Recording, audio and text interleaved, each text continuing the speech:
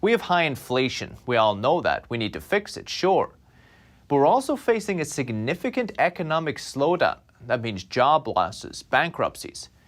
The U.S. economy possibly shrank for the third quarter in a row last quarter. Usually during a slowdown, the Fed will stimulate the economy by lowering interest rates. But that's inflationary.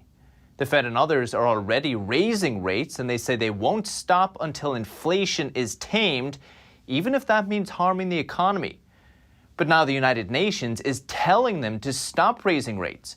It says the world economy can't handle it, especially poorer countries. A top official saying today if you want to use only one instrument to bring inflation down, i.e. raising interest rates, the only possibility is to bring the world into a slowdown that will end up in a recession. Higher rates can lead to a stronger U.S. dollar, and that puts major pressure on the economies and currencies of other countries. Joining us live to discuss this unfortunate pickle the Fed finds itself in is Larry McDonald. He's the founder of the Bear Traps Report and the author of the best-selling book on the Great Financial Crisis, A Colossal Failure of Common Sense. Larry, it's great to see you. Hi, thanks for having us. So where is that stress going to manifest in the real economy?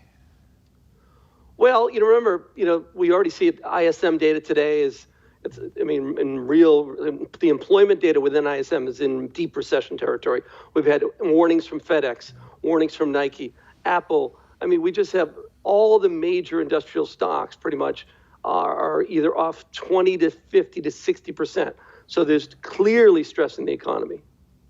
The UN pointed out poor countries outside of the United States who can't print US dollars. I assume they meant we had Xi Jinping, the Chinese leader, recently telling the Fed to also stop raising rates. How much is this hurting them?